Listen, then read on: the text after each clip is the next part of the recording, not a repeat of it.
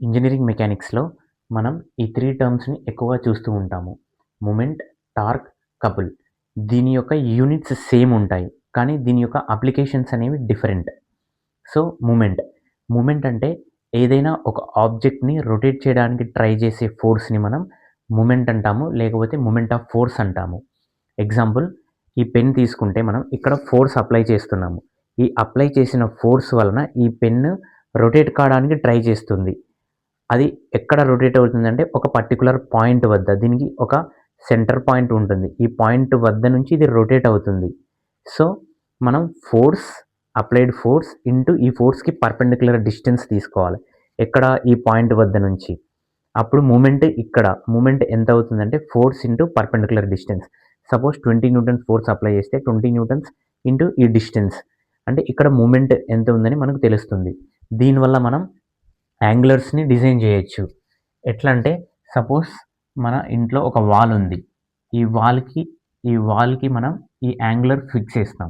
Fix చేసి ఇక్కడ ఒక వెయిట్‌ని టై చేస్తాం. ఈ వెయిట్‌ని ఈ యాంగిలర్ బేర్ చేస్తుందా లేదా అని ఎలా కనుక్కోవాలా అంటే, సో, ఇది ఒక వెయిట్ 20 కేజెస్ వెయిట్‌ని మనం టై చేసామనుకోండి. సో, అప్పుడు ఇక్కడ ఎంత మూమెంట్ ఆఫ్ ఫోర్స్ అనేది డెవలప్ అవుతుంది అని ఫైండ్ ఔట్ చేయాలంటే ఈ వెయిట్ ఇంటూ ఈ డిస్టెన్స్. సో, డిస్టెన్స్ పెరిగే కొద్దీ ఇక్కడ మూమెంట్ అనేది ఇంక్రీజ్ అవుతుంది. మూమెంట్ ఇంక్రీజ్ అయినప్పుడు ఇక్కడ బోల్ట్ సైజ్ అనేవి డిఫరెంట్ చేంజ్ చేయాలి. సపోజ్ ఇక్కడ హాఫ్ అన్ ఇంచ్ బోల్ట్స్ ఏసినామంటే ఇది విత్‌స్టాండ్ చేస్తుంది. సపోజ్ ఇక్కడ డిస్టెన్స్ పెంచే కొద్దీ ఈ వెయిట్ ఇక్కడికొస్తుంది. సో, సేమ్ వెయిటే కానీ డిస్టెన్స్ పెరిగే కొద్దీ ఇక్కడ మూమెంట్ ఇంక్రీజ్ అవుతుంది. కాబట్టి ఈ హాఫ్ అన్ ఇంచ్ బోల్ట్స్ కాస్త 5/8 బోల్ట్స్ ఆర్ 1 ఇంచ్ బోల్ట్స్ ఏయాల్సిన అవసరం వస్తుంది. సో, అందుకని ఇవన్నీ క్యాలిక్యులేట్ చేయడానికి మనకు మూమెంట్ అనేది యూజ్ అవుతుంది. ఈ మూమెంట్స్ అనేవి 2 టైప్స్ ఉంటాయి. Clockwise moment and anti clockwise.